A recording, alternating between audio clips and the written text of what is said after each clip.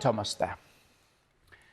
Now, here's a question. What has President Trump and a rare turtle washed up off the shore of Anglesey got in common? Well, believe it or not, it's not a joke, but a genuine question with a genuine answer. The turtle, called Rossi, has been nursed back to life in Wales, but cannot return to its natural home in the US because President Trump has frozen the funding for marine conservation. George Hurd picks up the story.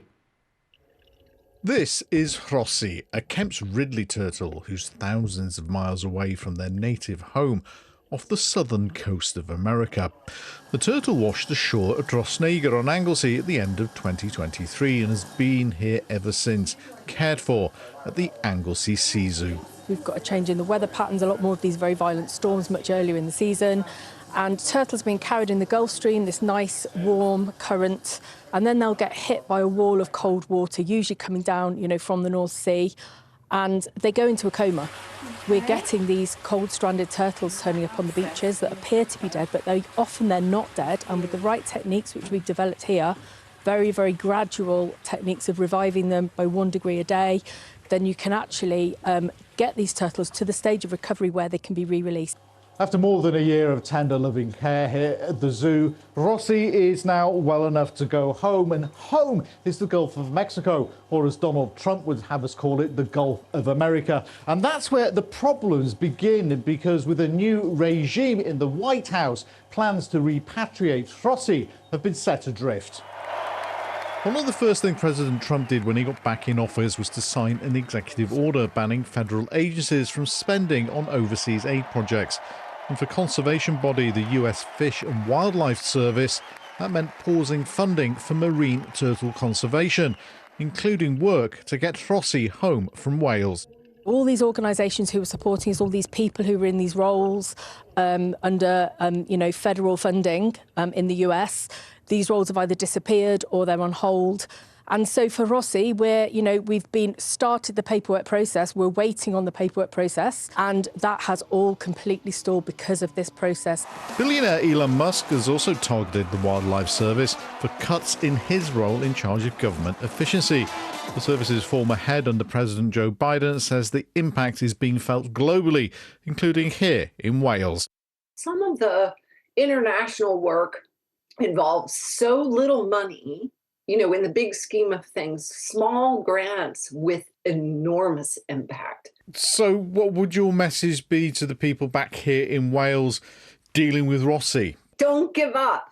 Don't give up, because we all know that the power of this work transcends one administration. It's advice receiving a warm welcome back on Anglesey.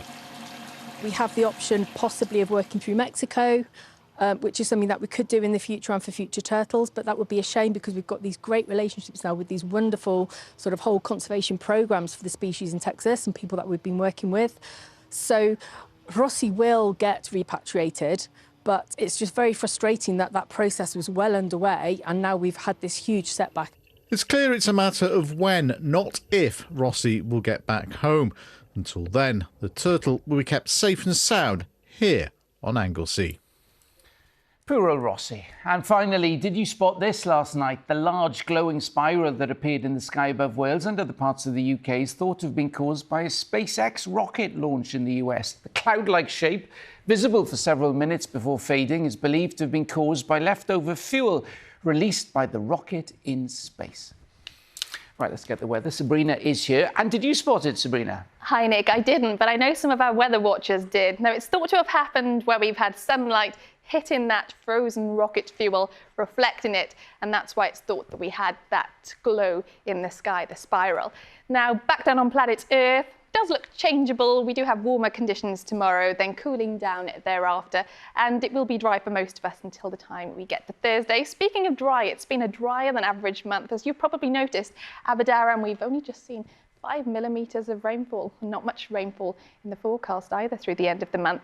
As for tonight, then we're expecting mostly clear conditions, some patchy mist and fog. It will be cold enough inland for some of us to see the chance for a touch of frost, with overnight lows typically 1 to 5 Celsius. Our Wednesday forecast, then I think most of us will see dry and bright conditions with a good deal of sunshine. One main exception though, plenty of moisture running up through the Irish Sea. So I think for some areas, including Pembrokeshire, Gwynedd, Anglesey, we'll probably see some coastal mist and sea fog. Cardigan Bay area may just fare a little bit better, and the warmest day of the week for many of us. Temperatures locally up to 17 Celsius. Further out then on Thursday, we've got this cold front working its way across the country. That will introduce more in the way of rain. So Thursday then in more detail, we're expecting breezier conditions, more in the way of cloud, daytime hours, some patchy rain and drizzle. But I think the more persistent rain will arrive on Thursday night into Friday. Looking further out then through the outlook, on Friday we're expecting a cooler day, more in the way of showers, some of which could be on the heavy, possibly thundery side too. On Saturday, there should be some sunshine to start the day. That does coincide with the next partial solar eclipse. Through this weekend, we will see some high spring tides, so that's building through this weekend, peaking on Monday. So just a note, if you are heading to the coast, there could be some coastal flood alerts issued. And then into the early part of next week, we should see some brighter conditions, higher pressure building in, and temperatures a little bit higher. That's your latest. Nick. Sabrina, thanks very much. That's Worlds Today. I'll be back after the 10 o'clock news. Hope you can join me then. Until then, have a great evening.